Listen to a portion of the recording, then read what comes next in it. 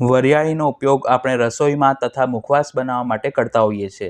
તેની તાસીર ઠંડી હોવાના લીધે ઉનાળાની ગરમીમાં તેનું સેવન શરીર માટે ખૂબ જ ગુણકારી છે. તો આજે આપણે ફક્ત 2 મિનિટમાં બનાવી શકાય તેવું વરિયાળીના શરબતનું પ્રીમિક્સ બનાવીશું. અને આ પ્રીમિક્સનો ઉપયોગ કરીને પાણીમાં અને દૂધમાં શરબત કેવી રીતે બનાવી શકાય તે પણ જોઈશું.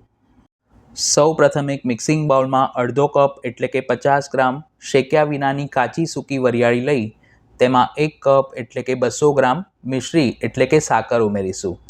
તેની સાથે ફ્લેવર માટે 1 ચમચી ઇલાયચીના દાણા અને 1 ચમચી આખા કાળા મરી ઉમેરી બધી સામગ્રીને સરખી રીતે મિક્સ કરી લઈશું. મરી ઉમેરવા ઓપ્શનલ છે, પરંતુ ઉમેરશો તો શરબત પીતી વખતે ઠંડાઈ પીતા હોવ તેવી ફ્લેવર આવશે. વજન પ્રમાણે તમે જેટલી વરિયાળી લીધી હોય તેનાથી 4 ગણી સાકર લેવી. સાકરના બદલે તમે ખાંડ પણ લઈ શકો છો. હવે આ બધી સામગ્રીને એક મોટા મિક્સર જારમાં લઈ સરખી રીતે ગ્રાઇન્ડ કરી અને તેનો એકદમ બારીક પાવડર તૈયાર કરીશું. જો તમારા મિક્સરની મોટર એટલી પાવરફુલ ન હોય એટલે કે પાવડર થોડો કકરો વટાતો હોય તો તેને ચાળણીની મદદથી ચાળી લેવો અને ફરીથી તેને ગ્રાઇન્ડ કરી અને બીજી વખત તેને ચાળીને પ્રીમિક્સ તૈયાર કરવું.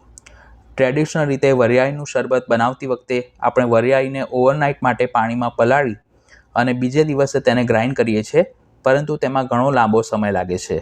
પણ આ રીતે પ્રીમિક્સ બનાવી તમે ફક્ત અડધી મિનિટમાં શરબત તૈયાર કરી શકો છો. તૈયાર કરેલા પ્રીમિક્સને કાચની એરટાઇટ બોટલમાં ભરી 3 મહિના સુધી રૂમ ટેમ્પરેચર પર સ્ટોર કરી શકાય છે.